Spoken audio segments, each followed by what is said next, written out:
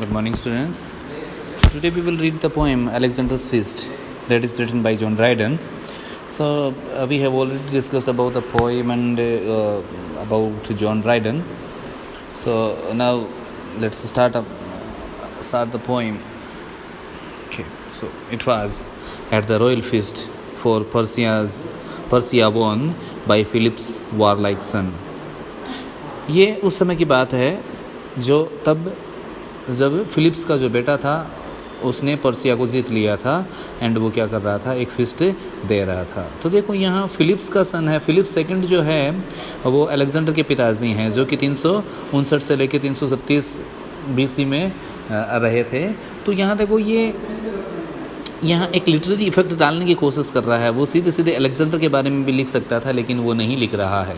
ठीक है, क्योंकि लिटरेचर एक साधारण भाषा नहीं हो सकती, इसलिए उसमें वो एक स्पेशल लैंग्वेज या फिर एक डिफरेंट काइंड ऑफ लैंग्वेज या फिर he is playing with the words, वो शब्दों के साथ खेलने की कोशिश कर रहा है. तो जैसे हनुमान जी की बात करें तो फिर वो कहते हैं ना, पवन पुत्र हनुमान और अंजनी पुत्र. हनुमान जी की नहीं होती है, ठीक है, की बात नहीं.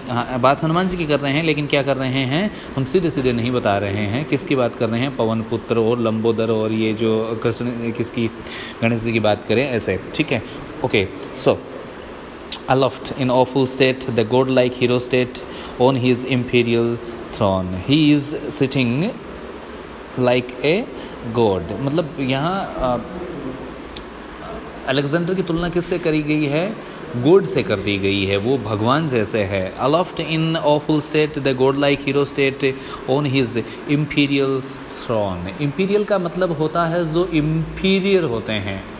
ठीक है, एम्परर जो होते हैं, रूलर जो होते हैं, राजा जो होते हैं. ठीक है, तो इंपीरियल का मतलब बेसिकली हम लगाएं तो इंपीरियल का मतलब राजा होता है. लेकिन अब क्या किया जाता है कि इंपीरियल का मतलब होता है वो लोग जो राजा हैं. ठीक है, उसके बाद में एक इंपीरियल का उल्टा बता दिया है, ओरिएंटल. ओरिएंटल होता है एशियाई हिस्सा जो है उसको ओरिएंटल समझा जाता है. इंपीरियल जो है यूरोपीय जो हिस्सा है उसको क्या समझा जाता है, इंपीरियल माना जाता है. वो लोग यूरोपियन लोग अपने आप को शासक समझते हैं एंड बाकी जो दुनिया के जो बाकी जो हिस्से हैं, स्पेशली जो eastern part of the world is consider as oriental. तो ये कह रहा है कि इंपीरियल थ्रोन, अपने शाही सिंहासन पे वो बैठा है. His valiant peers were placed around, और राजा बैठा है और उसके चारों तरफ उसके वेलियंट का मतलब होता है ब्रेव और बहादुर. मतलब कि बहादुर जो पियर का मतलब होता है उसके दोस्त और उसके सगे संबंधी या फिर उसके जो साथ लड़ने वाले जो लोग हैं, वर प्लेस्ड अराउंड, और चारों तरफ बैठे हैं. Their brows with roses and with myrtles bound, और उनकी जो बोहें हैं उन पे क्या सजाए हुए थे, रोजेज सजाए हुए थे और मर्टल्स बाउंड. मर्टल का मतलब भी एक फूल होता है. ठीक है, तो उनके बाहों पे मतलब कि बाहों पे क्या सजा हुआ था, फूल सजे हुए थे. The lovely thighs by his side. ये मेरे सामने देखो एक इमेज तैयार कर रहा है. एक फिस्ट का इमेज हमने शुरुआती लाइन में देखा, उसके बाद में हमने देखा कि अलेक्जेंडर क्या कर रहा है. अलेक्जेंडर सिंहासन पे बैठा है, उसके दोस्त और उसके साथ जो लड़ने वाले हैं, उसके दरबारी लोग हैं, उसके चारों तरफ बैठे हैं. उनके पास क्या हैं, रोजेज हैं, मर्टल से वो सजे हुए हैं. And the lovely thighs by his side, और लवली थाइज, और वो प्यारी थाइज है जो कौन है, अलेक्जेंडर की पत्नी है. Is sitting by his side, वो उसके नज़दीक बैठी है. State like a blooming eastern pride. ठीक है, सेट लाइक स्टेट में मैंने गलत बोल दिया. Set like a blooming eastern bride in flowers of youth and beauty's pride.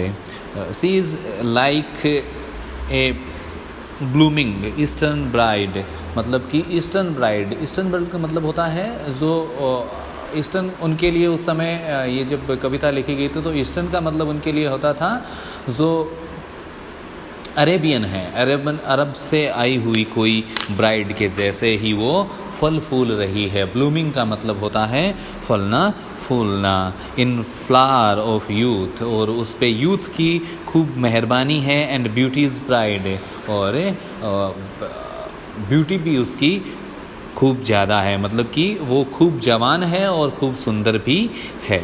ठीक है। Happy happy pair, happy happy happy pair, ठीक है। हैप्पी हैप्पी हैप्पी पेयर, ठीक है। And no one but the brave, no one but the brave, उसने फिर से क्या किया है, no one but the brave, कोई नहीं लेकिन द ब्रेव, सिर्फ और सिर्फ बहादुर लोग।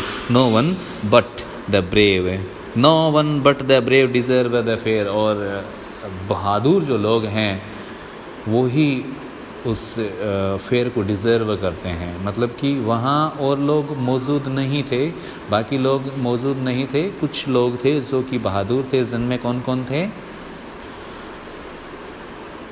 ये थाइज, अलेक्जेंडर, उसके पीयर ग्रुप के लोग जो कि क्या थे, वेलियंट हैं। तो देखो यहाँ no one but the brave, no one but the brave, no one but the brave, ये बार बार इन चीज़ों का प्रयोग किया गया। तो किसी चीज़ का जब बार बार रिपीटिशन होता है किसी फ्रेज का, तो वो क्या कहलाता है, एनाफोरा कहलाता है। लिटरेचर में या फिर लिटरेरी डिवाइसेस के रूप में इनको देखें तो ये क्या कहलाता है, एनाफोरा कहलाता है। And happy happy happy pair, तो बार बार एच जो साउंड है साउंड है इसका हो रहा है, तो क्या है, एलिट्रेशन का प्रयोग भी यहाँ किया गया है। तो यहाँ हम दो चीज़ें देखते हैं, एक तो एलिट्रेशन देखते हैं, दूसरा क्या देखते हैं, हम एनाफोरा देखते हैं।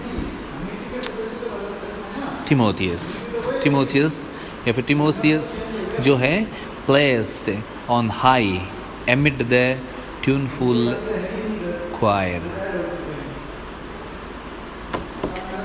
ओके, ये कह रहा है Timotheus placed on high amid the tuneful choir. ये क्या कह रहा है,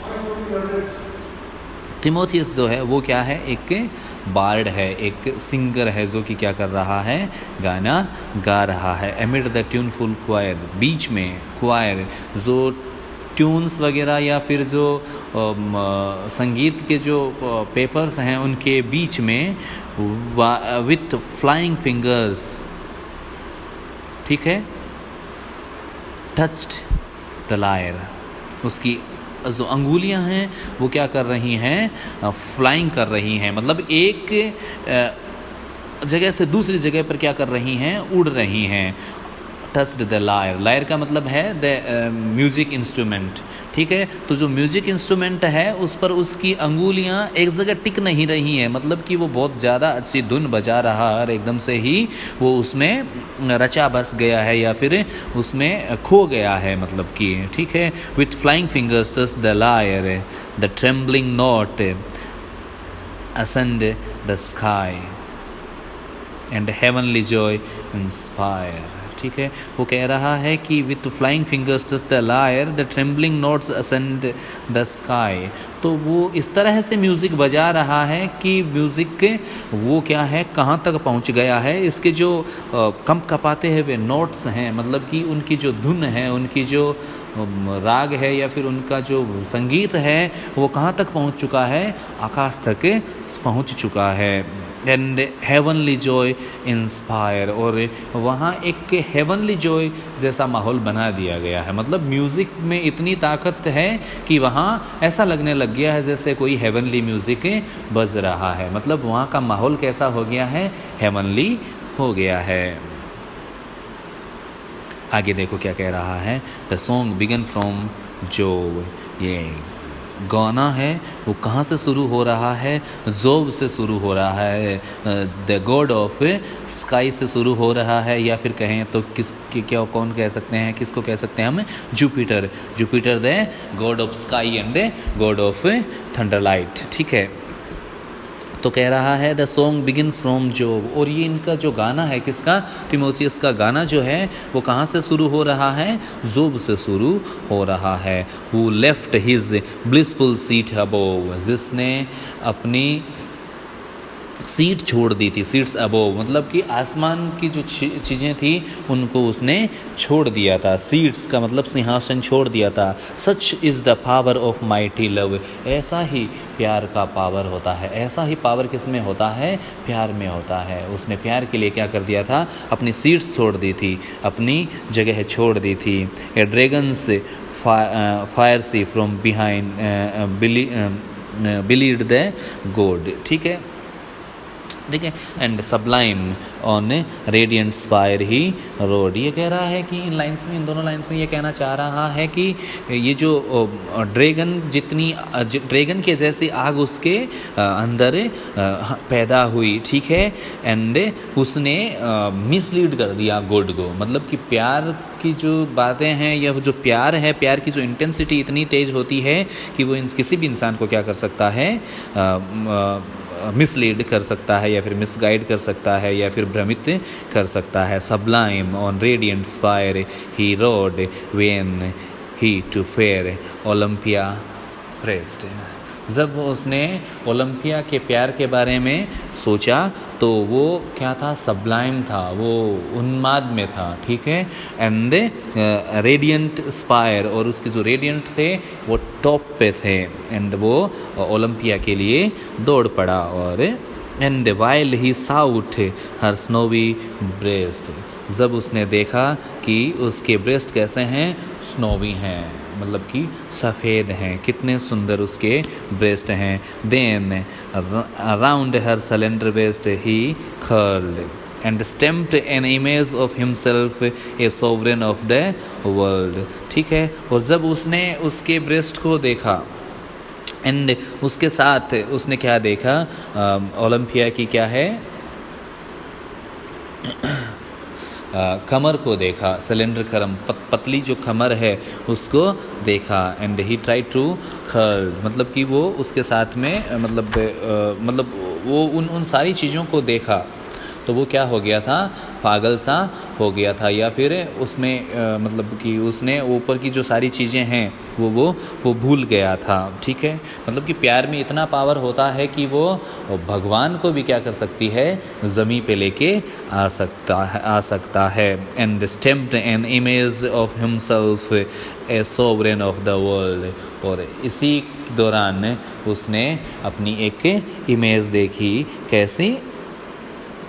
सॉवरेन ऑफ द वर्ल्ड, जो कि क्या है? इस दुनिया का क्या है? सॉवरेन है, इस दुनिया का सुप्रीम गॉड है, ठीक है। The listening crowd admired the Lofty sound. तो ऊपर वाली लाइंस को ज़्यादा थोड़ी सी फिशी लग रही हैं, लेकिन इनमें क्या कह रहा है कि प्यार में इतनी ताकत होती है। उसने अपना गाना क्या किया था? जो के बारे में बात करी, उसने प्यार मोहब्बत के बारे में, प्यार मोहब्बत की जो ताकत होती है उसके बारे में वो बात कर रहा है, ठीक है। और ये कह रहा है कि the listening crowd admire the Lofty sound.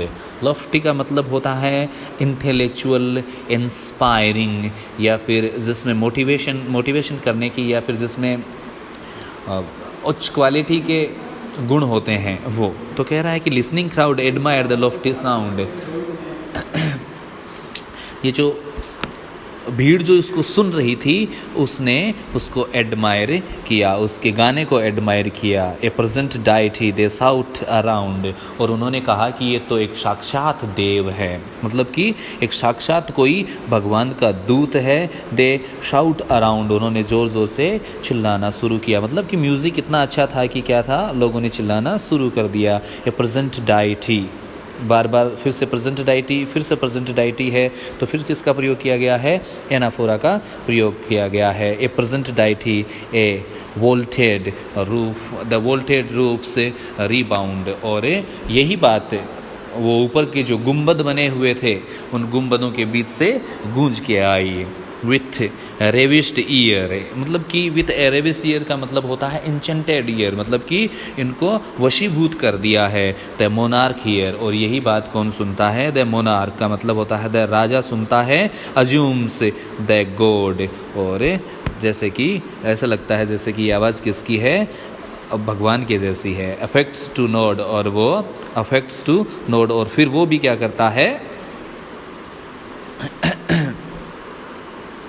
अपनी गर्दन हिलाता है कि हाँ वाकई ये एक डाइटी की आवाज़ हो सकती है। Assumes the god and seems to shake the sphere, और ऐसा लग रहा है कि इसने माहौल को क्या कर दिया है, हिला दिया है। स्फेयर का मतलब होता है वातावरण या फिर माहौल या फिर एटमॉस्फेयर। तो बाकी जो बची हुई पोइम है वो हम आगे वाले लेक्चर में पढ़ेंगे। धन्यवाद।